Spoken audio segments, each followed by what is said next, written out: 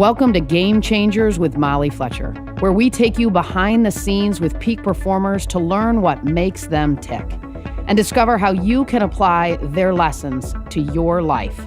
I'm your host, Molly Fletcher.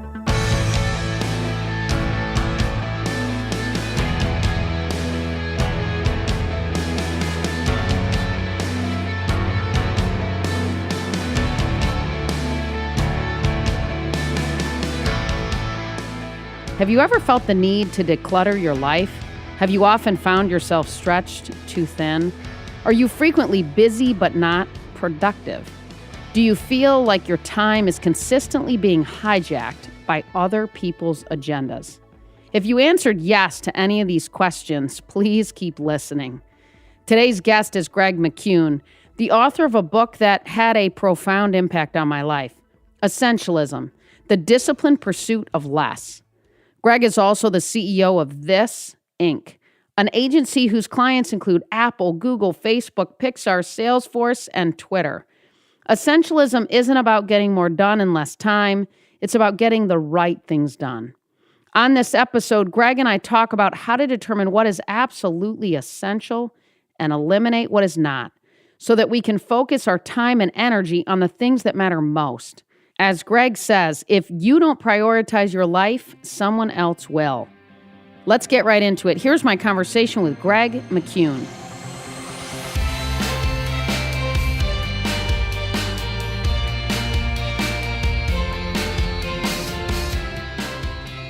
Greg McKeown, it is just awesome to have you on. You know, we both spoke at an event recently and had the chance to connect backstage, which was super cool. I've been a fan of your work for years. Well, it's such a pleasure to continue that conversation more properly today.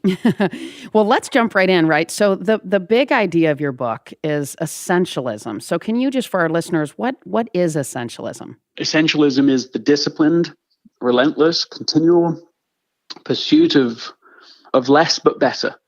That means exploring what is essential, eliminating what is not, and then building a system that protects the things you've said really matter and keep the things that the trivial many away from you. That's what essentialism is. And so how would you say what it isn't, right? So in other words, what are some of the misconceptions maybe that people have around essentialism? Well, so I coined the term essentialism to express to emphasize and enthrone and support the idea of what is essential.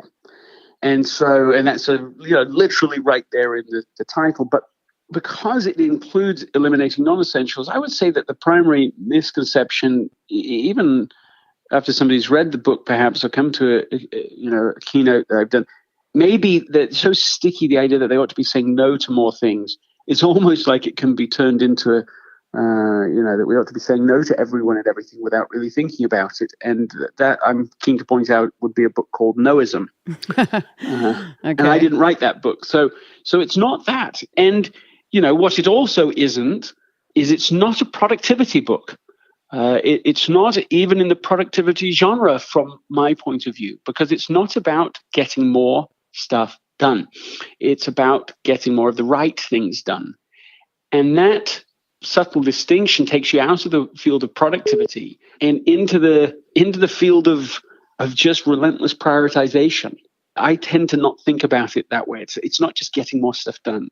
It's not just efficiently doing stuff that might you really ought not to be doing in the first place. It's not just it's slicing your life so that you're busier and busier and busier. No, it's not that. It's at the deep level. It is eschewing that way of thinking. There's an enemy to essentialism. The enemy to essentialism is non-essentialism. This is a way of living, a way of thinking that celebrates and emphasizes doing more, the undisciplined pursuit of more. Mm-hmm. It emphasizes the idea that if you can do it all, you can have it all, and you should want it all. That's the argument. And the problem primarily with non-essentialism, its primary inconvenience is it happens to be based on a lie. If you try and do it all, you won't get it all. That is in no way true. That in no way approximates reality. And so despite people buying into it, despite systems having been built to support it, in the end, if you try that strategy, as many people are and do, they will end up plateauing in their progress or failing altogether. That's what it really delivers. Strained relationships, exhausted people who feel busy but not productive, who feel stretched too thin at work or at home, where their life just gets hijacked by other people's agenda all the time. And so instead of successful people breaking through to the next level of success, they actually, success becomes a catalyst for failure. And it doesn't work. So that's the problem. During the keynote, I was able to sit backstage and listen, and you shared a personal story that was sort of an aha moment for you that really got you, I think, to this place in some regards. And it's a powerful story. Can you share that? I got an email from my colleague at the time. It said Friday between 1 and 2 would be a very bad time for your wife to have a baby. And she was pregnant, right? Yeah, that's right. If she wasn't pregnant, even stranger email to get. And so Friday comes along. We've been in the hospital Thursday night. That's when our daughter's born. And Friday, we're sort of recovering. Everyone's okay. But, I'm feeling torn. How can I do both? Can I fit in this meeting? Can I go to this meeting? Can I keep everybody happy? And of course, the logic is what we already described. If you can fit both in, then you get both. That's the logic. So that's exactly what I did. I tried to fit both. And I go to, to my shame, I go to the meeting. And really, it's clear to anybody hearing the story from any sort of distance that I made a fool's bargain. You try and get both, you don't end up with either. Sure. In this case, you're not properly engaged in the meeting. Of course, you're violating your own integrity. You're violating a more important, far more important relationship and moment. And I learned the simplest of lessons, which are this: if you don't prioritize your life, someone else will. Mm-hmm. And so that's what I took away from it. But what I always sort of want to put to other people is maybe they didn't pull a McKeown, but are they, in fact, without really meaning to, following a similar non-essential way of living, way of thinking, where they are going to make maybe millimeter progress in too many different directions, where they feel stressed, where they feel emotion sickness instead of momentum. And that they're experiencing all of this not because they are unintelligent or valueless. In fact, they are driven, capable, curious people, just like you and I, and just like the people listening to this conversation today. So much to recommend them, but in addition, have bought into a con we've already been describing. Sure. That they've been conned into believing, just do it all. You ought to do it all. Then you can have it all. And that's what success looks like. And I love how you describe that. You end up exhausted, strained relationships, et cetera. That is, we see it all the time in the world that we live in today, for sure. Well, and if somebody wants to challenge it, which of course they're welcome to, I always recommend, if non-essentialism's working for you, to keep doing it.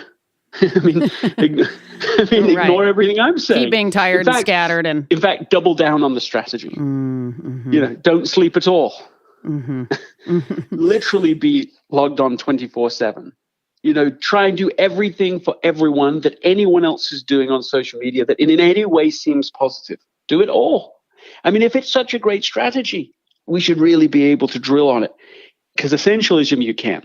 But because everyone's so consumed in this non-essential way of being, the system is sort of already constructed around us.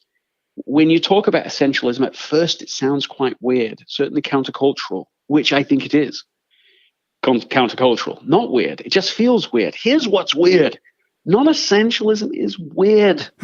It is the strangest idea, and it leads to the strangest behavior. I mean, it's weird to take a phone into a shower under a plastic bag to make sure you don't miss anything. As someone just was telling me, in the last week, they were telling me that they do that. That's weird. It's weird to have, as another person I talked to, they keep their phone under their pillow as they go to sleep at night. So if anyone texts or emails them through the night, they get the notification and they respond then and then go back to sleep. That's weird. I'll tell you what's weird, Greg. I used to, when I was a sports agent, I had pajamas with pockets. I would only buy pajamas that had pockets so I could make sure my phone could come with me everywhere. Yes. Fortunately, I've consumed enough of your kind of content and I've recovered from that. I'm a recovering non-essentialist. We're all recovering non-essentialists. Right. Okay. Sure. We are, because it's so default. The system is so default around us. But that doesn't mean everybody is a diehard non-essentialist. It isn't true. That's not true either. There are many people who go, well, I'm not buying this. I want to live deliberately around the life that I want to live, and they're willing to make trade-offs. And that goes to the heart of what it means to be an essentialist. You can say in the hospital room, I am sure that meeting is important. I value it and I appreciate it. Of course, I'm going to be focused on this here at the hospital. I mean, of course you can. So how do you coach people to, and one of the things I've heard you talk about is that this concept applies to individuals, to teams, to organizations, that was important to you as you framed this content up, as you framed this methodology and these teachings up. So how, if you're an individual, if you're a leader, how do you tell people to talk about these trade-offs, right? To make these trade-offs so they can filter what's important and what isn't? There's a pattern of questions and process that I recommend to people. It follows what I already mentioned at the beginning, but just sort of very quickly, which is that there are 3 steps in the ongoing process of living or leading as an essentialist. That is to explore what is essential, eliminate what is non-essential, and create a system for executing what you've said matters most. All right, now that's the process, and you keep doing that. So how would you do that as a leader of a team?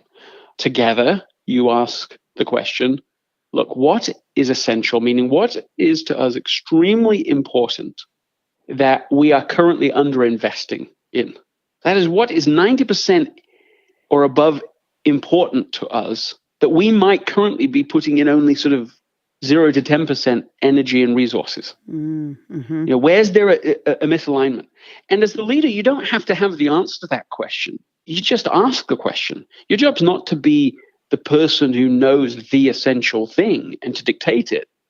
It's to ask the question. Together, we're going to figure this out.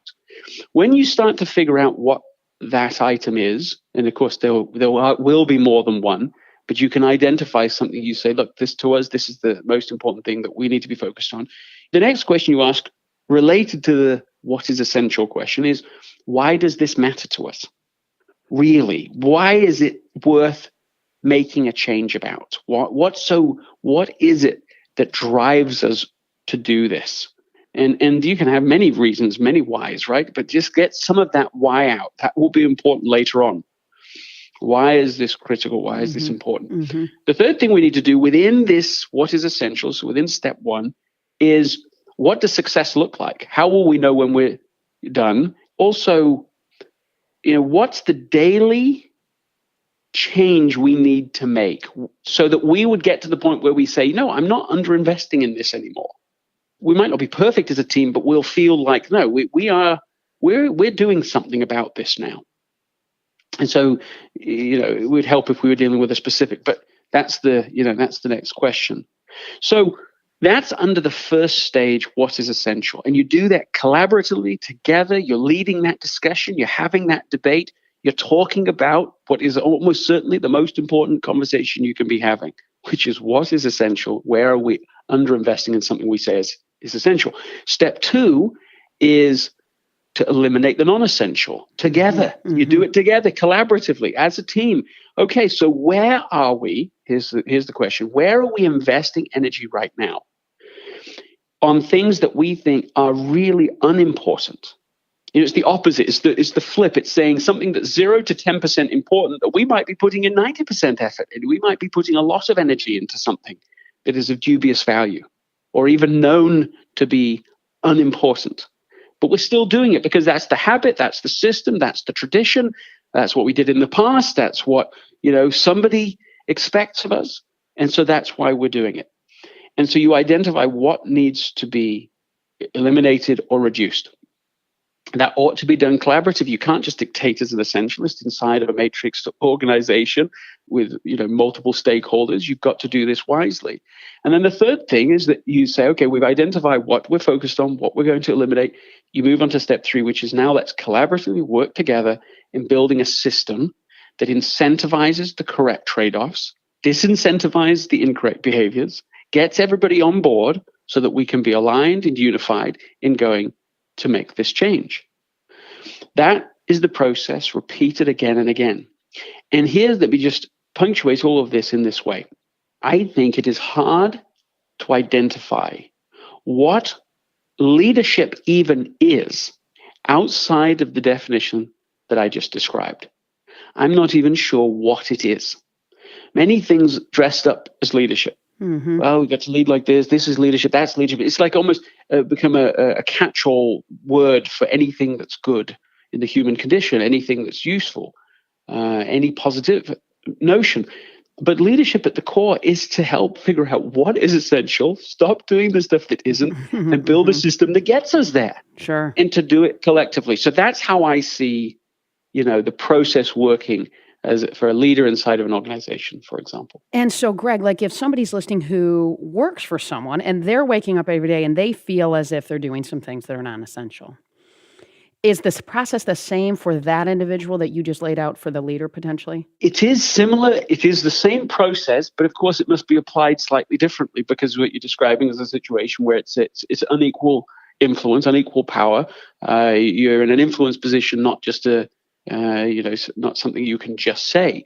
But I will frame this first of all by saying that all decisions we make, every time we make a decision, we only really have 3 options. There's yes.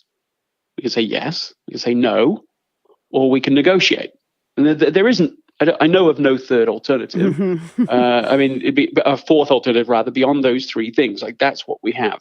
An illustration, I remember somebody, my file leader coming to me at one time saying, Greg, I'd like you to take on this next project.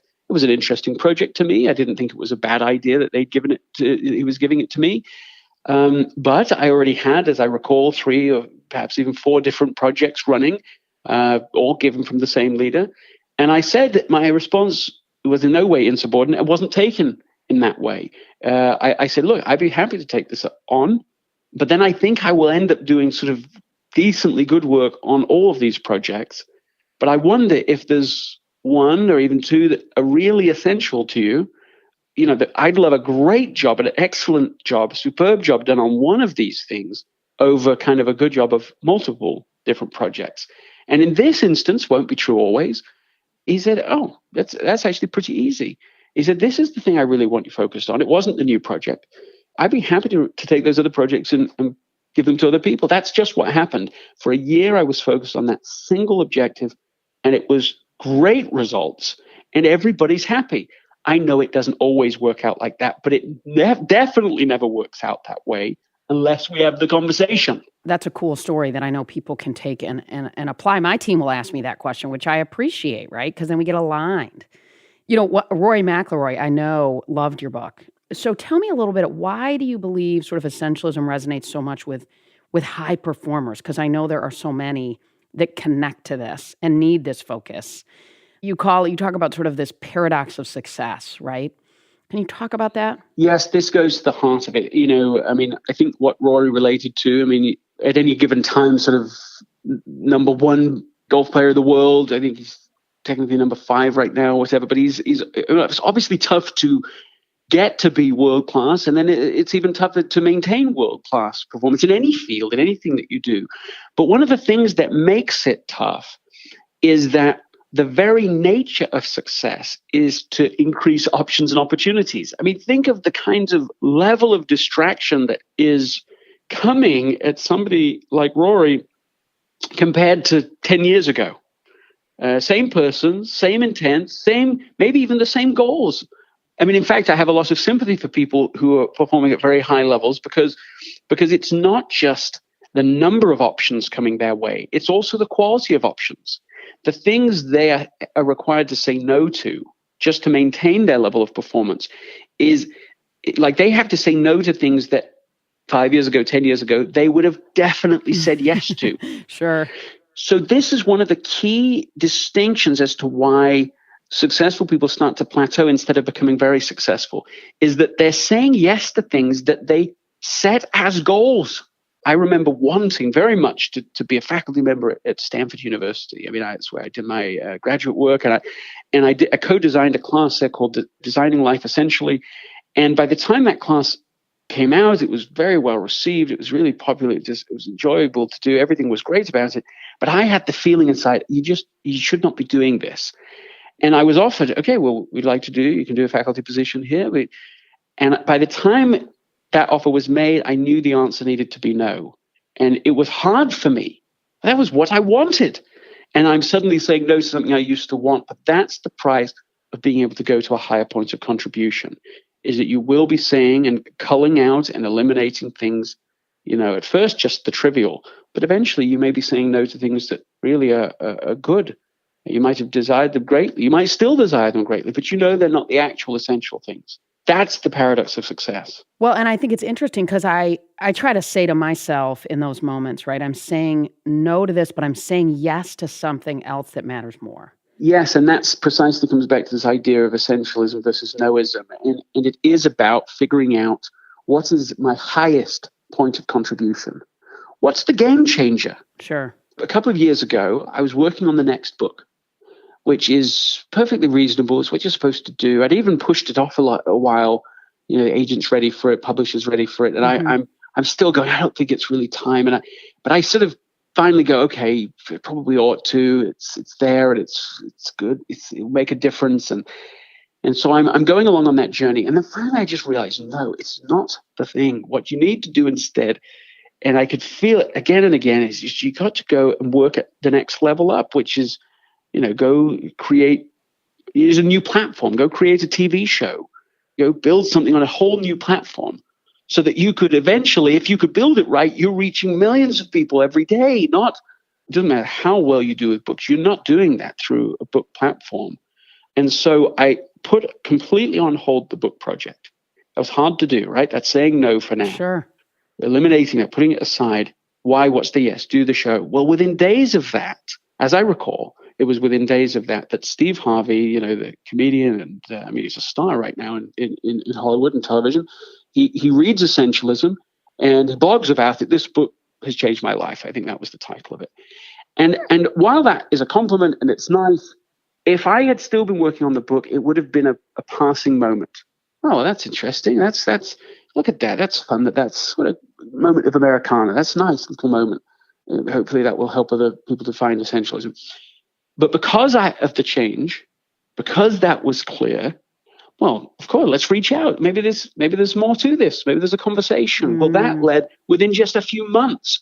I'd done multiple appearances with Steve on his show. We'd gone out and worked with people in his audience and gone to their homes and done essentialism sort of life makeovers, which I'd never really done before, but that seemed like it was a way to apply essentialism that could be useful, reaching millions of people, and also setting up an accelerated path to be able to even begin.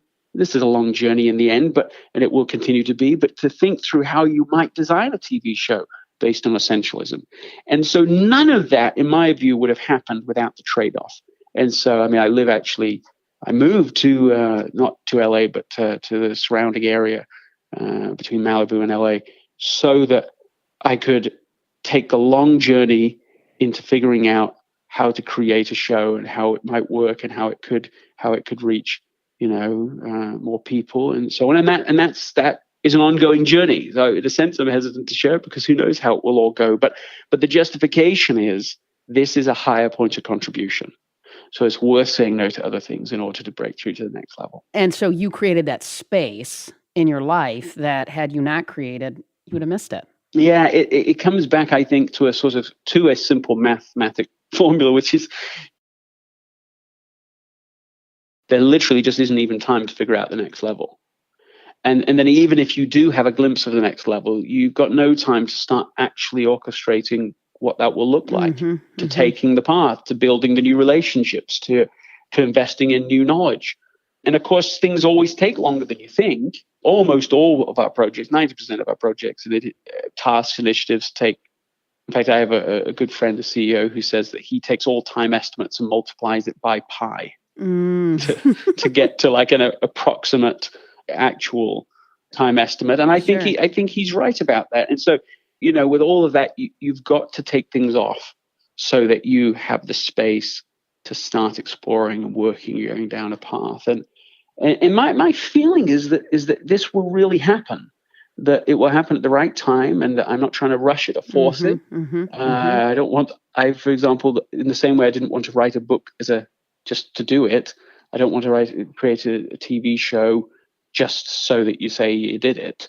So you want to do it right. You want to build something that you're proud of. And so that's the ongoing journey. Well, I my vote is this thing will be a hit, I'll tell you, because watching you when I was in the green room backstage, and you're hilarious. You're funny, and you make people laugh when you speak, and there's not a lot of people that can do that. And that's nice of you to say. So I can imagine you and Steve are probably quite the act. That's good stuff. So it's sort of wrapping this up, you talk about the 90% rule, right? So I want to kind of give people this structure because I think this is a really cool and super applicable. How can people use the 90% rule? We mentioned it briefly before, but the idea is, well, just imagine a continuum, an importance continuum, 1 to 100. And that represents, you can take all of the activity of your life and plot it on that continuum. In fact, I would recommend people do that literally, not just as a thought experiment.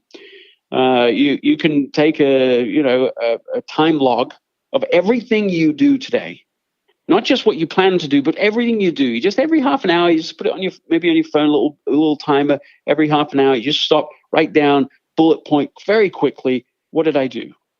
And even if you did it for a day, I mean, the longer you do it, the better. You could do it for a week, but even from a day, then you take all those items and you just plot them. You just go, okay, 0 to 100. How important were all of those activities? No, all of them have some level of importance. I mean, no, maybe that's not true, but I think most of them would come onto the continuum somewhere. I don't know about negative importance. So something's on there, but some things are 20% important. Some are 30%. Some are 40%, 50%.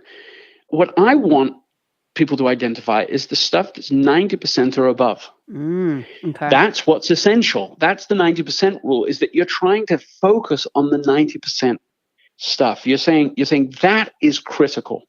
And let me just fill in the gaps for the other side of this. Then the second thing is to say, look, anything that's on the 0 to 10%, you want to start questioning, maybe eliminating, so that there's room for one more essential that isn't currently being done or is being underinvested in. Got it. That's the idea, is look for the 90% and above. Anything below the 90% should at least be questioned. So you don't have to say no to it all. Sure, maybe you give it away. Right. Because, and here's why, the why matters. It's because there is, in my view, my experience personally and working with others, there's enough 90% and above to fill the rest of your life. Interesting. That means, if that's true, it means that every time we do something below the 90% rule, we're taking away from something in the 90% and above level.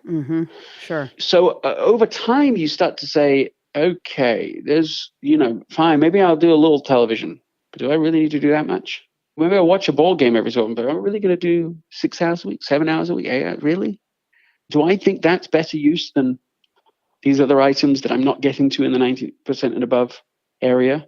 And that's where you start to make the trade-off. So essentialists are making trade-offs. Sure. They're not just saying this thing matters. They're saying, let's focus on this at the price, at the sacrifice of this other trivial item further down on the continuum. So this is good. I mean, at this point, I'm not going to the grocery store anymore. I'm not cleaning my house any. I mean, this is fantastic. I don't need to fold the laundry, right? I mean, these are things under the 90 for me. I'm offloading those, man. Well, but, I'm never hungry or eager to tell other people how to arrange the activities on their continuum. Got it. That's personal. But if you identify those things as being less important, if through a process you identify that, well, yes, if it takes away from something that is more important, there is a strong moral case for doing that. Sure. And I think where people should start is do it right now. Let's do it really fast right now. Tell me one thing that is highly important to you, high up on that continuum, 90% or above, that you feel you're currently under investing in. Go, just tell me one thing. Wow. One thing that is above the going to mass more. We go Good. a couple times a month, but we could go 4 times more, or maybe more. Great. You want to go to mass every week. Sure. So the additional time that you would have to get, what's the additional time? So that includes the getting ready, the going, the being there, the coming back. Like, what's the time addition that you need to add? Hour and a half. So now we're talking about 3 hours per month, because you say you're already going a couple of times. So you're adding 3 hours a month of extra time. That's now an essential. Give me one even a one word answer to this. Why does that matter to you? Why does it matter? Because we as a family, it's just super awesome when my husband and our 3 girls go. It's an important tradition, I believe, and it's good for our girls to see those moments with us together. And often it will stem into a brunch or a lunch after, which is powerful. What I heard you say underneath those words is that it fills you all with light. Sure. Yes. I didn't mean to put words in your mouth. Okay, connectedness. So unity. Sure. Yep. It's an energizing and unifying family experience. Something we already identified highly important. Okay, now we have step 1. That's what is essential. Now we go to the other side. What do we eliminate that's non-essential? So I say to you, okay, tell me something that's fully as far on the other side of the continuum as possible. So I don't even mean in the middle. I mean something that you say, if it's 0 to 10%, meaning it's extremely unimportant, but you're still over investing in it. Tell me something that's highly unimportant that you're still investing in currently. Go. Going to the grocery store. Okay, there we go. I go to the grocery store. We go to the grocery store as a house, as a lot. But it sounds like there isn't really a system for going, okay, these are our weekly groceries. Somebody else can go and do it. So it means that okay, tell me how much time are you spending per week doing that? Boy, I mean, more as a family, right? Even it could be an aggregate of 30 minutes a day. 3.5. I mean, it's probably a straight up trade out right there. I think we just figured out. But actually, you found even more time, because the time that you found was per week, and we're looking for sort of 3 hours per month. Right. And so, the idea is now in step 3 is to build a system that enables this. So that would include, okay, maybe we want to still go. We still enjoy going. Maybe we go once a week. But we also just we sign up for a service and it's repeated for all these repeated items that we get. Somebody's just bringing that in, or maybe the whole thing is traded off to somebody, picking up those items and bringing it to us. They're pretty affordable systems out there for doing this now that work pretty well. Okay, so that's part of the system. It's not the only system. The next thing is that you say every time we go to mass every week, there's some sort of reward. Maybe it is going out to eat afterwards. That's the reward. Something immediate that you go, hey, we get to celebrate this together. This is a fun thing. The next thing is there a disincentive? Is there sort of a consequence for guilt? Feeling like we could have found an hour and a half that we have 3 girls, teenagers, moving in lots of different directions. No one drives, playing 3 different sports. So it's easy to say, wow, it is just tough to fit it in this weekend. But the good news is there's lots of different times and locations. It's not hard. It's possible. Let me ask you this question. If you could write a check right now to your fairy godmother, and she would snap her fingers and automatically the trade-off is done. It's finished. And forever. You go to mass every Sunday and you don't spend the time at the store. This trade-off you're trying to make, it just automatically happens. What figure would you be willing to pay for that solution? What amount of money I would pay for that solution? Yeah, that's right. Yeah. Gosh, $100 a week. Okay, so here's the solution. So you've got a price now. Here's the challenge I want to make. Now there's many other ways, disincentive systems you could use, but this one I've heard of that somebody did, and I think it's quite fun. You take the $100 challenge. It only costs you $100 total, but what you do, you put that $100 on the wall where you can see it. The whole family sees it. Any Sunday that you don't go to mass and you're still spending this time out doing the shopping instead, you have to take that $100 and rip it up. So it's a $100 challenge. All right, I'm in. You're in. I'm in. Okay, so other things that can be done. Now, sort of the final thing I would say for you to do is you've got to get everybody on board now. Yep.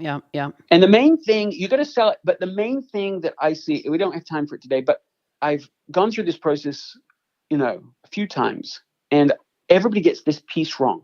They get lots of it right. They built this little system. We just did a little system here. They build the system, and then they go to the person, the other people involved, their accountability partners. In this case, it's your family. Mm-hmm. And they explain the whole thing. Well, I'm going to make this trade-off, and I think that this is good, and this is what I need from you. We're going to do the $100 challenge. And they tell us the what of it. And even though we just talked about why it matters, they don't say that part. And it's the most important part. Essentialism, it's not noism. It's not, hey, here are changes, and this is what we're not going to do, and this is what we're going to do instead. It's not that. It's why does it matter? Sure. And so you start with that. Look, nothing matters more to me. Nothing matters more, I think, to any of us than going to Mass together, than being unified together, than investing in a relationship with God, with each other, with this family, with taking that time, with pushing out the rest of our lives and the rest of the busyness to have that moment. This matters because my relationship to the divinity matters, because my relationship to each of you matters, and nothing else can take place of that. And so therefore, I want to make these changes. The expression of why is an underutilized leadership competency by every estimation. Okay. We assume people understand our intent. They do not. They cannot. They can't even see it. How would they even know? We must express it. So anyway, that's the pre-coaching, suggestion, because I see it, the error made in that often. All right, I'm in. I'm going to go get a $100 bill taped to the wall here when we're done. What's your confidence level before and after? Before this conversation today, the chance of you going to Mass every week was what percentage? Going every week, 50%. Going 2 times a month, about 90 to 100%. So it's 50%. What is now the likelihood in your own mind of success of every week given the system? 100%. I mean, I think it comes down to discipline and execution at this point. And so I can do that. We can do that. But I got to sell it and I got to get the buy-in. That's right. And if we had longer in this conversation, and this is what the final section of Essentialism, the book, has in it, has certainly chapters on multiple levers to help build a system for execution. And you're right, it comes down to discipline and execution, but the essentialist paradigm suggests that what you really do is you use your discipline to build a system. You don't use your discipline as much to force the thing to happen. You build the system, and the system then keeps giving you the result again and again. And that's the difference. And so you want to build it. That's what the $100 challenge is. That's why you build the accountability partners. That's why you get everyone involved. That's why you have a reward system. And there's many other things you could do too. Go talk to the priest. Say, listen, I need you to help me accountable. I want to be here every week for the rest of the year. I mean, you get lots of people and systematic reinforcers so that on the Sunday morning when you wake up and your discipline is zero, you're exhausted, you don't want to do it, this is not interesting to you today, it's raining outside, whatever, I don't know what the disincentives are, but you don't feel like doing it, you still do it because the system is built in place. This is what we want. Non-essentialists have systems that reinforce non-essentialism. Essentialists have systems that reinforce essentialism. That's the big difference. I love it.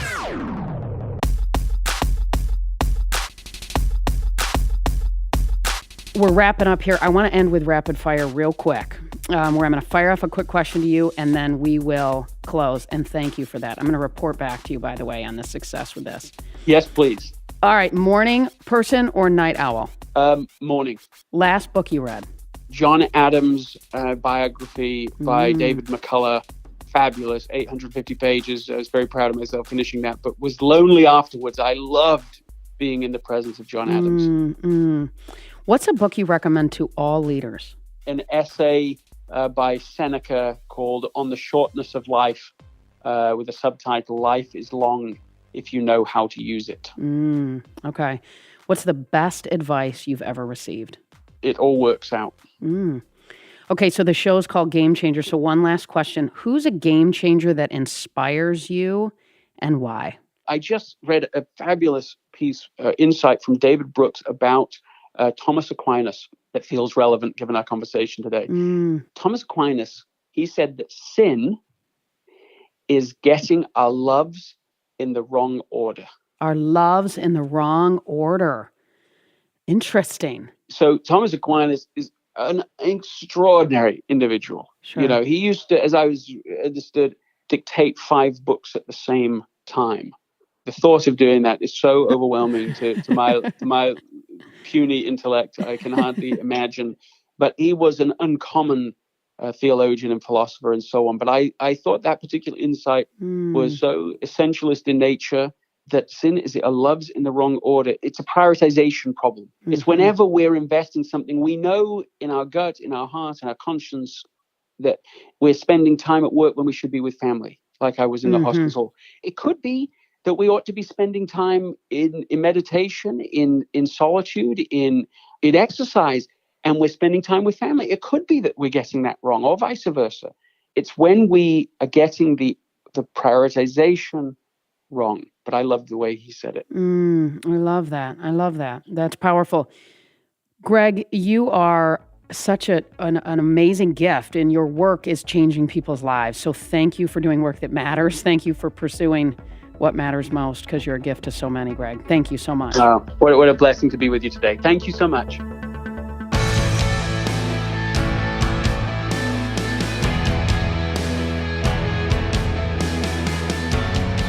Thanks, as always, for listening to Game Changers with Molly Fletcher. If you like the show, be sure to subscribe on Apple Podcasts. There you can listen to previous episodes and leave us a review, which helps other people find out about the show. For more about me, visit mollyfletcher.com.